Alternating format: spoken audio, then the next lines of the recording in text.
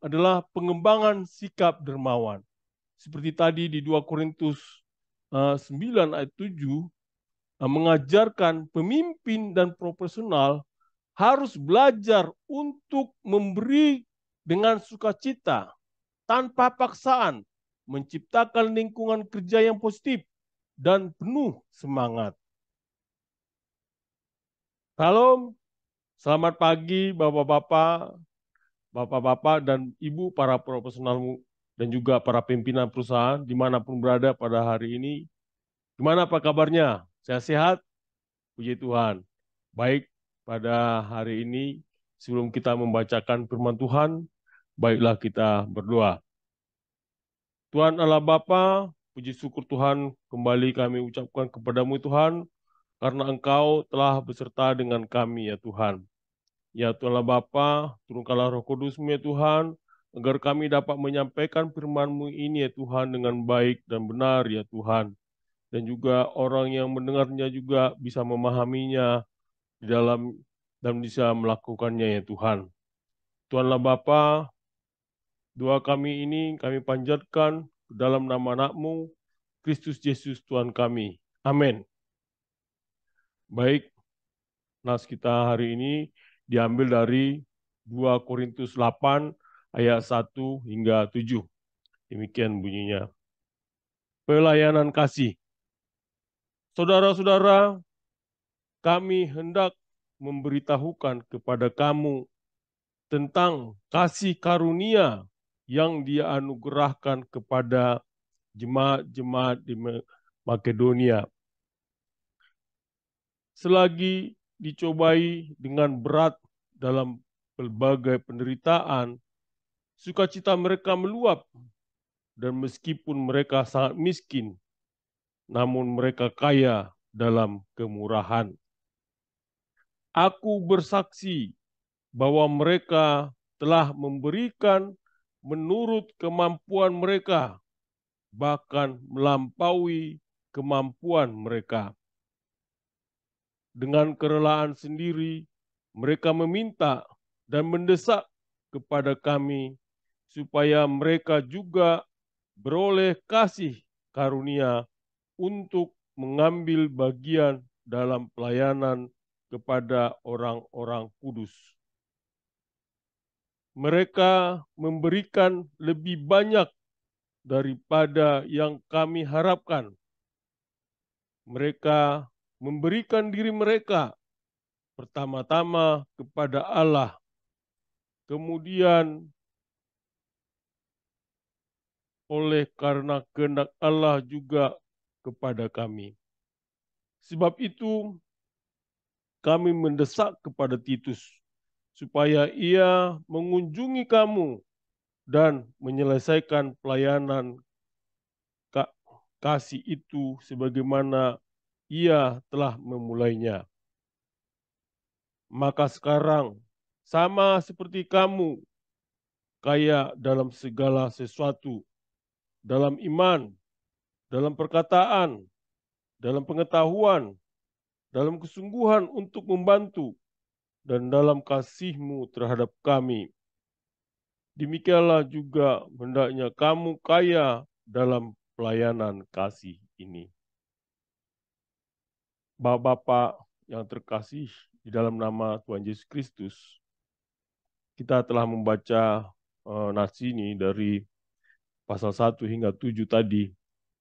Kita mungkin bapak-bapak dan juga para pimpinan perusahaan sering merasa bahwa banyak anggota atau karyawan yang menderita atau berkekurangan. Bagaimana Bapak dan Ibu menghadapinya? Apakah Bapak dan Ibu akan membiarkan mereka demikian? Contohnya, apabila ada salah satu keluarga mereka yang sakit, sementara mereka tidak punya dana untuk membiayai keluarganya yang sakit itu. Apakah Bapak dan Ibu akan memberikan pertolongan atau tidak? Atau juga ketika seseorang datang atau karyawan Bapak datang ke hadapan Bapak, meminta pertolongan untuk meminta dana, karena dana itu sangat penting buat dia. Dana itu umpamanya bisa digunakan untuk biaya sekolah anaknya yang sangat dibutuhkan sekali. Bagaimana tanggapan Bapak dan Ibu? Saudara-saudara yang terkasih di dalam nama Tuhan Yesus Kristus, di nas ini kita diajari bagaimana kita memiliki kasih karunia kepada orang lain. Di sini kita lihat bahwa ketika Paulus mendengar tentang adanya kemurahan hati dari jemaat-jemaat di Makedonia, hal ini ia ingin mengilhami jemaat di Korintus untuk mengikuti teladan di dalam pemberian mereka. Oleh karena itu, Bapak-bapak dan Ibu, para personal, Paulus menyampaikan contoh dari jemaat-jemaat di Makedonia sebagai cara untuk mendorong jemaat di Korintus agar mereka juga menunjukkan semangat pemberian yang serupa. Saudara-saudara yang terkasih di dalam nama Tuhan Yesus, kita lihat di sini bahwa latar belakang penulisan surat ini terkait dengan hubungan antara Paulus dan jemaat Korintus. Jemaat di Korintus ini telah mengalami berbagai masalah, termasuk perpecahan dan juga tantangan teologias. Salah satu masalah yang dibahas dalam surat ini adalah mengenai pengumpulan dana untuk umat Kristen di Yerusalem yang sedang menderita kemiskinan akibat berbagai faktor, termasuk kelaparan dan juga tekanan ekonomi.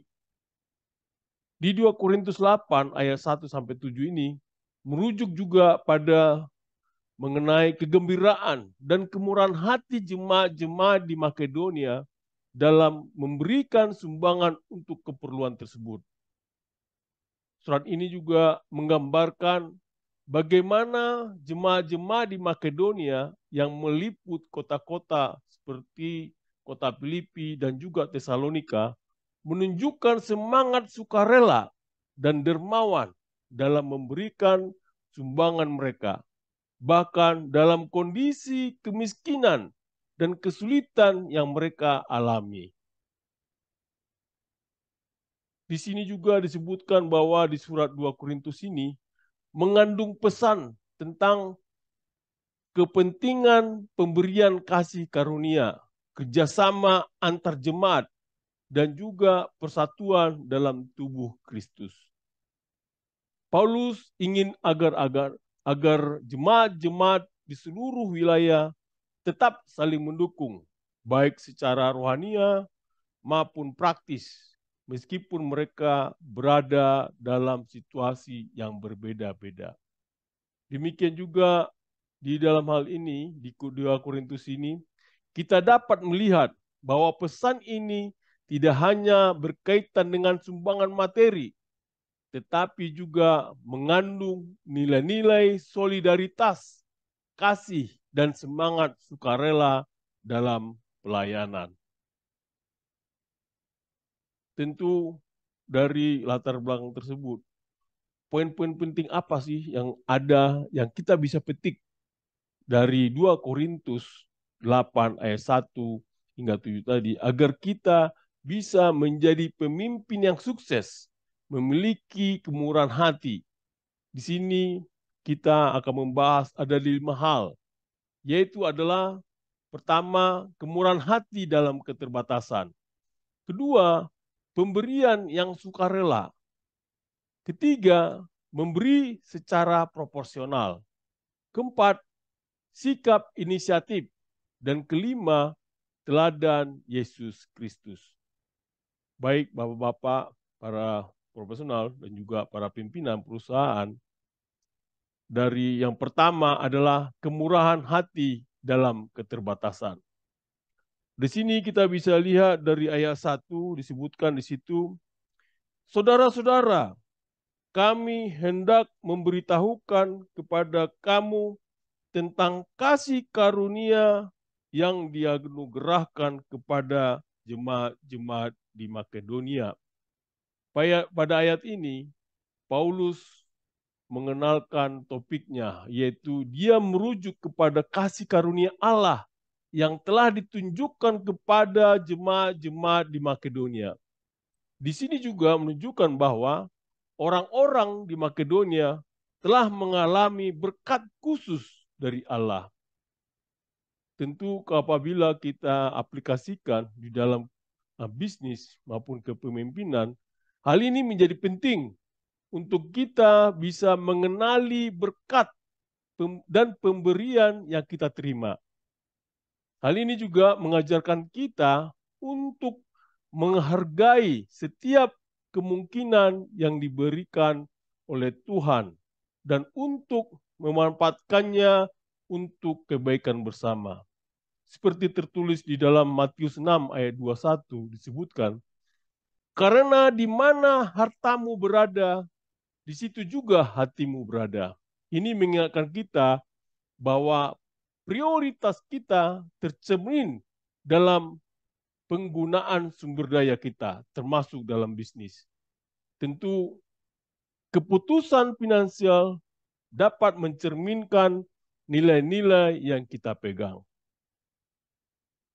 Di ayat 2 disebutkan, selagi dicobai dengan berat dalam berbagai penderitaan, sukacita mereka meluap, dan meskipun mereka sangat miskin, namun mereka kaya dalam kemurahan. Di sini Paulus menjelaskan bahwa meskipun jemaat-jemaat di Makedonia sedang mengalami ujian yang berat dan juga dalam keadaan kemiskinan yang sangat mendalam, mereka masih mampu memiliki sukacita yang berlimpah-limpah. Hal ini menunjukkan sikap hati yang mengesankan, karena mereka membagikan kekayaan mereka meskipun dalam keterbatasan. Tentu mereka memiliki sikap positif dan semangat yang berlimpah dapat menjadi sumber inspirasi bahkan dalam situasi sulit. Tentu apabila kita aplikasikan di dalam dunia bisnis, saat menghadapi tantangan, sikap positif dan semangat tim dapat mengubah persepsi kita tentang keterbatasan dan mendorong pencapaian yang lebih besar. Seperti tertulis di dalam Kisah Para Rasul 20 ayat 55, lebih tegasnya lagi disebutkan di sini, yaitu adalah dalam segala sesuatu telah kuberikan contoh kepada kamu. Bahkan dengan bekerja demikian, kita harus membantu orang-orang yang lemah dan harus mengingat perkataan Tuhan Yesus. Sebab Ia sendiri telah mengatakan, adalah lebih berbahagia memberi daripada menerima. Prinsip ini mengajarkan kita bahwa memberi memiliki kegembiraan yang lebih besar daripada menerima. Tentu apabila di dalam bisnis dan juga kepemimpinan, hal ini harus kita miliki, yaitu adalah rasa penuh kasih karunia dan suka memberi dapat menciptakan lingkungan kerja yang positif. Paulus juga menggambarkan bagaimana jemaat di Makedonia meskipun dalam keterbatasan dan cobaan yang besar, masih memiliki kemurahan hati yang melimpah. Mereka memberikan sumbangan kepada orang lain, bahkan melampaui kemampuan mereka sendiri. Hal ini mengajarkan pentingnya memiliki hati yang lapang dan mau berbagi meskipun mungkin kita menghadapi tantangan dalam bisnis atau kepemimpinan. Bapak-bapak, para profesional dan juga para pimpinan perusahaan, nomor 2, yaitu adalah pemberian yang sukarela. Hal ini kita bisa baca di ayat 3, disebutkan, Aku bersaksi bahwa mereka telah memberikan menurut kemampuan mereka, bahkan melampaui kemampuan mereka. Paulus memberikan kesaksian tentang kemurahan hati jemaat-jemaat di Makedonia. Mereka memberikan bantuan sesuai dengan kemampuan mereka, bahkan di luar batas kemampuan mereka sendiri. Hal ini menunjukkan bahwa kehendak mereka untuk memberikan secara besar-besaran, bahkan jika mereka tidak memiliki banyak sumber daya. Memberikan lebih daripada apa yang diharapkan, menunjukkan komitmen dan semangat yang luar biasa. Kalau kita aplikasikan dalam bisnis, hal ini bisa kita lihat sebagai hal berinovasi dan memberikan lebih dari yang diperlukan, dapat menghasilkan perubahan yang positif dan mengilhami orang lain untuk berkontribusi lebih. Di ayat 4 disebutkan, dengan kerelaan sendiri mereka meminta dan mendesak kepada kami, supaya mereka juga beroleh kasih karunia untuk mengambil bagian dalam pelayanan kepada orang-orang kudus. Jemaat-jemaat di Makedonia tidak hanya memberikan sumbangan secara sukarela, tetapi mereka juga sangat bersemangat dan bersemangat untuk turut serta dalam pelayanan kasih karunia kepada orang-orang yang membutuhkan. Mereka bahkan terasa terhormat untuk memiliki kesempatan untuk berpartisipasi dalam pelayanan ini. Keinginan untuk ikut serta dan berkontribusi menunjukkan keterlibatan yang dalam. Tentu apabila kita terapkan dalam dunia bisnis, pemimpin yang dapat membangkitkan semangat partisipasi dan memberikan kesempatan kepada orang lain untuk berkontribusi akan mendorong keberhasilan bersama. Hal ini juga kita bisa lebih ditegaskan sebagai landasan, yaitu di Roma 12 ayat 8 disebutkan, jika karunia untuk menasihati, baiklah kita menasihati. Siapa yang membagi-bagikan sesuatu, hendaklah ia melakukannya dengan hati yang ikhlas. Siapa yang memberi pimpinan, hendaklah ia melakukannya dengan rajin. Siapa yang menunjukkan kemurahan, hendaklah ia melakukannya dengan sukacita. Tentu, bila dalam bisnis, integritas dalam memberi, seperti memberikan bantuan atau peluang dengan tulus dan tanpa motif tersembunyi, menciptakan hubungan yang kuat dan saling percaya. Dengan menerapkan prinsip-prinsip ini, bapak-bapak, para profesional dan juga para pimpinan perusahaan dapat menciptakan lingkungan yang bermanfaat, bersemangat, dan memberikan dampak positif baik dalam bisnis maupun dalam komunitas yang lebih luas. Di sini disebutkan, Paulus menjelaskan bahwa pemberian mereka bukanlah hasil dari paksaan, tetapi datang dari kemauan sukarela. Tentu hal ini menggambarkan pentingnya tindakan sukarela dan ikhlas dalam memberikan dukungan atau bantuan kepada sesama tanpa ada tekanan atau kepentingan yang tersembunyi. Yang ketiga, Bapak-bapak, para profesional dan juga para pimpinan perusahaan adalah memberi secara proporsional. Tentu hal ini tadi kita sudah baca dasarnya dari ayat 3 dan ayat 4, yaitu Paulus menyebutkan bahwa mereka memberikan apa yang mereka mampu, bahkan melebihi kemampuan mereka sendiri. Hal ini tentu menekankan pentingnya memberi secara proporsional sesuai dengan kemampuan finansial atau sumber daya yang dimiliki. Bagi bapak-bapak, para profesional, dan juga para pimpinan perusahaan ini, hal ini mengajarkan pentingnya mengalokasikan sumber daya dengan bijaksana dan adil. Nomor 4, bapak-bapak, para profesional, dan juga pimpinan perusahaan adalah sikap inisiatif. Hal ini kita bisa lihat dasarnya dari ayat 5, yaitu mereka memberikan lebih banyak daripada yang kami harapkan. Mereka memberikan diri mereka pertama-tama kepada Allah, kemudian oleh karena kehendak Allah juga kepada kami.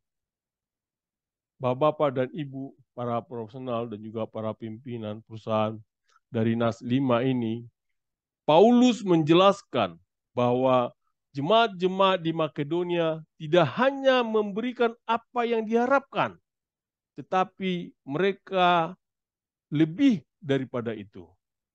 Mereka pertama-tama menyerahkan diri mereka kepada Tuhan, dan kemudian menyusul dengan memberikan dukungan kepada Paulus dan pelayan-pelayan lainnya sesuai dengan kehendak Allah.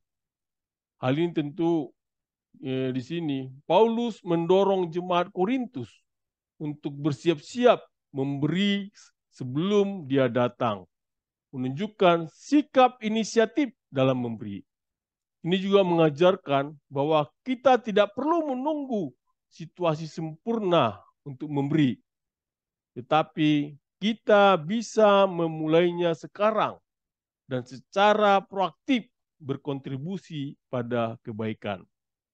Juga memberikan diri kepada Tuhan dan mengutamakan kehendak-Nya di atas segala-galanya, yaitu mengajarkan tentang integritas dan prinsip-prinsip yang kuat. Hal ini tentu apabila kita terapkan dalam bisnis, kita di sini bisa dikatakan memiliki nilai-nilai dan etika yang kokoh, dapat membentuk budaya perusahaan yang kuat dan berkelanjutan. Bapak-bapak, para profesional, dan juga para pimpinan perusahaan, nomor 5 adalah teladan Yesus. Saya mengutip di ayat 9, walaupun dalam hal ini tidak ada, tapi saya coba mengutip di ayat 9, disebutkan di situ adalah, karena kami telah mengenal kasih karunia Tuhan kita, Yesus Kristus, bahwa Ia yang oleh karena kamu menjadi miskin, sekalipun Ia kaya, supaya kamu menjadi kaya oleh karena kemiskinannya. Hal ini menggambarkan bahwa adanya penekanan dalam keteladanan Yesus Kristus yang meskipun kaya rela miskin demi kita agar kita bisa menjadi kaya oleh karena kemiskinannya. Ini mengajarkan tentang pengorbanan dan pengabdian tanpa pamrih dalam kepemimpinan dan bisnis. Tentu bapak-bapak, para profesional dan juga para pimpinan perusahaan, hal-hal, poin-poin apa yang penting yang kita bisa dapat terapkan dari 2 Korintus 8 ayat 1 sampai 7 tadi, apabila kita apabila kita menjadi pemimpin yang sukses dan yang memiliki kemurahan hati.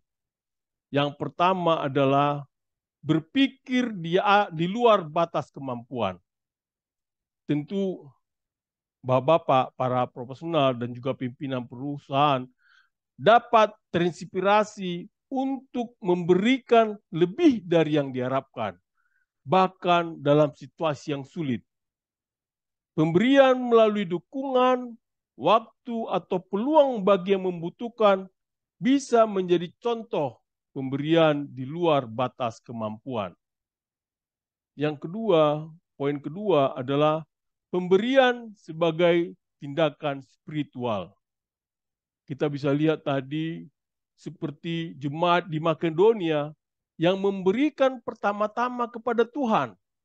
Para pimpinan dapat memprioritaskan tindakan yang muncul dan nilai-nilai spiritual dalam konteks bisnis, seperti integritas dan tanggung jawab sosial. Poin keempat, pemberian sebagai manifestasi cinta. Pemberian yang tulus dan dermawan di tempat kerja mencerminkan rasa kasih, rasa cinta yang mendalam, dan juga adanya perhatian yang sejati terhadap rekan kerja, bawahan, maupun kolega. Poin keempat, berbagi pengetahuan dan dukungan. Seperti prinsip pemberian di dalam 2 Korintus ini, bapak-bapak, para profesional, dapat saling memberikan pengetahuan, wawasan, dan dukungan satu sama lain tanpa ragu-ragu, menciptakan lingkungan kerja yang kolaboratif dan bersemangat. Poin kelima, mengamalkan kecintaan dan iman. Bapak-bapak, para pimpinan, dan juga para profesional dapat mempraktikkan nilai-nilai kecintaan, integritas, dan iman dalam pengambilan keputusan bisnis, menjadikan kerja sebagai ekspresi dari keyakinan. Poin keenam, mendorong kreativitas dan keberanian, yaitu memotivasi tim untuk mencari cara-cara kreatif untuk berbagi, menciptakan inovasi dalam pemberian, dan memberikan kesempatan bagi setiap orang untuk berprestasi. Poin ketujuh adalah pengembangan sikap dermawan. Seperti tadi di 2 Korintus 9 ayat 7, mengajarkan pemimpin dan profesional harus belajar untuk memberi dengan sukacita, tanpa paksaan, menciptakan lingkungan kerja yang positif dan penuh semangat. Tentu bapak-bapak, para personal, dan juga para pimpinan perusahaan, kita sudah membahas kelima hal tadi. Tentu kita dapat dari sini, kita bisa dapat lihat bahwa bapak-bapak sebagai profesional dan juga para pimpinan perusahaan memahami dan juga menerapkan prinsip-prinsip pemberian, kerjasama, dan kasih karunia dalam konteks kerja bapak-bapak dan ibu, sehingga menciptakan lingkungan kerja yang lebih baik dan bermakna. Hal ini juga kita bisa mempelajari prinsip-prinsip yang dapat diterapkan dalam cara berbagi pengetahuan, sumber daya, waktu, dan keterampilan dengan orang lain. Dan juga kemurahan hati, pemberian sukarela, sikap inisiatif, dan teladan dalam tindakan adalah nilai-nilai yang bisa membentuk budaya kerja yang positif dan memberikan dampak positif dalam dunia bisnis maupun kepemimpinan. Pemimpin yang sukses adalah pemimpin yang memiliki kemurahan hati. Stay profesional. Amin. Mari kita berdoa. Tuhan Allah Bapa yang bertata di dalam surga, kami telah memberikan firman-Mu ya Tuhan. Ya Tuhan Allah Bapa, ajari kami ya Tuhan, supaya kami memiliki kemurahan hati kepada bawahan kami dan juga kepada orang lain ya Tuhan membutuhkan. Dalam segala kekurangan kami Tuhan, kami dapat memiliki kemurahan hati ya Tuhan. Tuhan Allah Bapa, doa ini kami Tuhan, kami panjatkan di dalam nama anakmu, Kristus Yesus Tuhan kami. Amin.